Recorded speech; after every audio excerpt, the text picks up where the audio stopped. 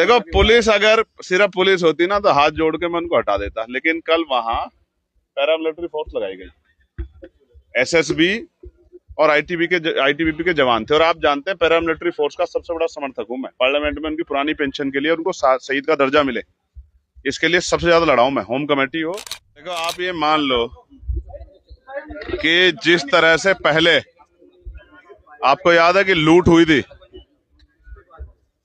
और लूट के मंदिरों को लोग ले गए थे, वो आता था, याद है नहीं याद है आपको?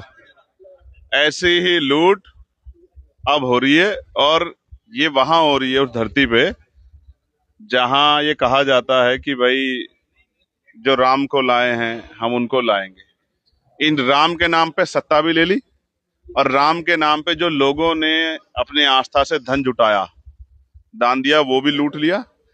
तो ये तो राम के नाम पे लूटने वाले लोग हैं। और जो बड़े हाथी हैं उनको तो बचा दिया, और उनको परिंदों को पकड़ के कह रहे हैं। किसी भी उसमें पूरा बोर्ड है, प्रधानमंत्री कार्यालय से लेके इतने बड़े बड़े अधिकारी उसमें शामिल हैं। ये लूट कैमरे की निगरानी में हो रही थी। कहाँ है ईडी, कहाँ है इनकम टैक्स, कहाँ है सीबीआई? क्यों नहीं पूछ कर रहे हो भाई? 2 लाख रुपए पे तो ईडी आ जाती है। संजय सिंह ने 1 लाख रुपए ले लिए थे, 1 लाख रुपए का आरोप लगा था संजय सिंह पे कि उन्होंने 1 लाख रुपए घूस ली, तो ईडी वाले पकड़ के ले गए थे, जेल बंद कर दिया। कहाँ गई ईडी? मनी लॉन्ड्रिंग नहीं है ये, करोड़ों रुपए घोटाले का मामला आ रहा है, चांदी, तमाम तरह की चीजें। हालांकि मैं तो बहुत इंटरेस्ट ले रहा हूं कि जिन्होंने दे दिया उन्होंने तो दे दिया, लेकिन किसी की भी जो है आस्था का अपमान ना हो, इसका ध्यान रखना था सरकार को। तो जब अयोध्या में लूट हो रही है, और लूट के बाद असर कैसा है, वो अयोध्या का 2024 का लोकसभा रिजल्ट आपके सामने है। तो जैसा करोगे वैसा भरोगे। स्वर्ग नरक का तो पता नहीं, यही मिलेगा जो कुछ मिलना है। अब आप समझ लो कि बिना एफआईआर के एसआईटी का गठन, और एसआईटी ने क्या किया, और एसआईटी की रिपोर्टों पे कितना काम होगा, सब आपके सामने है। 1000 का घोटाला होने के बाद भी जो है 1000 का 1000 सॉरी बता दो, आप ही बता दो। करोड़ घोटाला होने के बाद जो है उन्होंने इस्तीफा दिया है। छोटी रकम है क्या ये? तो उस तरह किस तरह देखते हैं इनका? आप सहारनपुर को दे दो, यहाँ के सैकड़ों गांव आबाद हो जाएंगे। मैं फिर कह रहा हूं, जो इष्ट है, ईश्वर है, भगवान है, जिनके लिए कहा, जिनको लोग नतमस्तक होते हैं, उन्हें पैसों की जरूरत नहीं है। उनके नाम पे जो धंधा कर रहे हैं उनको पैसे की जरूरत है। कल आप उत्तराखंड में गए थे, मूर्ति तो पानी भी नहीं पीती।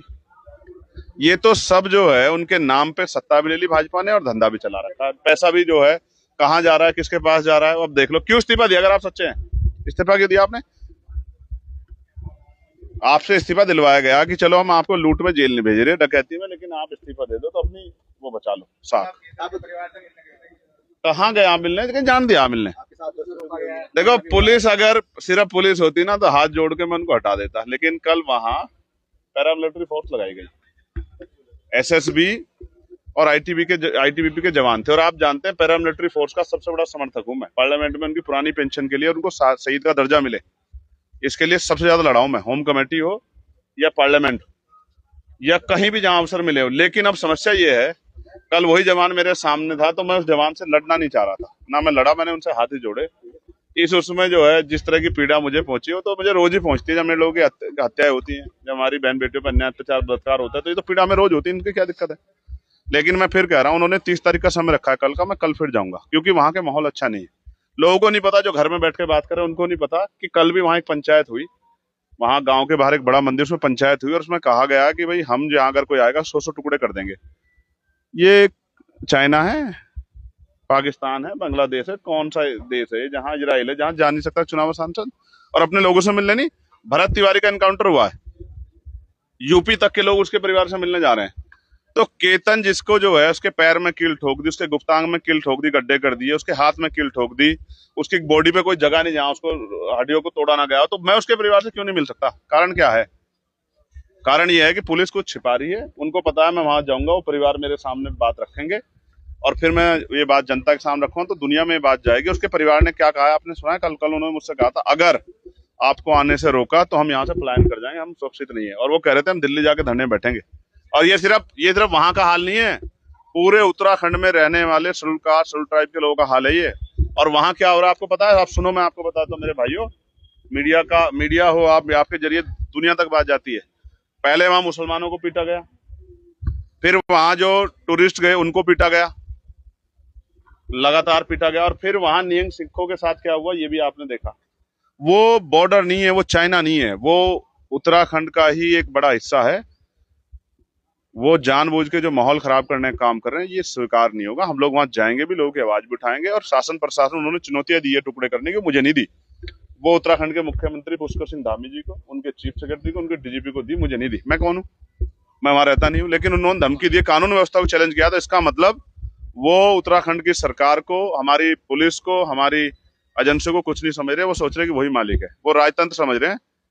ये राजतंत्र नहीं है, लोकतंत्र है। यहाँ हर व्यक्ति की पीड़ा सुनी भी जाएगी, और उसकी बात पे अमल भी करना होगा। आपकी मुलाकात चुनाव नजदीक है तो 27 चुनाव को लेकर क्या गठबंधन आपकी पार्टी के द्वारा किया जाएगा या अकेले चुनाव लड़ने दिया जाएगा? ये तो पार्टी के नेता बताएंगे, मैं तो कार्यकर्ता हूँ। अभी हाल में आपकी ओवैसी से मुलाकात हुई, आरजेडी से मुलाकात हुई, क्या कुछ बात हुई? आप तो कहाँ से खबर आ रही है सब चीजें? ये सूत्र हैं आपके, या ऐसे ही आप तीर चला रहे हो?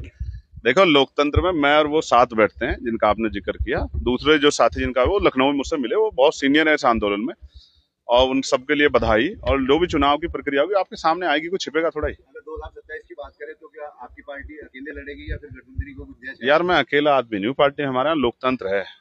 जैसे बीजेपी की लिस्ट आने में कितना समय लग गया, जबकि लोगों को नाम पता था। तो जब कुछ होगा सब आपके सामने होगा। ऐसा मत करो आप, ऐसा मत सोचो कि मैं कुछ छिपा करूंगा। लोकतंत्र में कुछ छिपता है क्या? अच्छा चलाओ या बुरा चलाओ, चलाना तो आप ही को, तो आप ही बताएंगे भाई। धन्यवाद सहारनपुर, हम तो सहारनपुर से हैं। जो कुछ है हमें सहारनपुर ने बहुत कुछ दिया है, इसलिए सहारनपुर का धन्यवाद।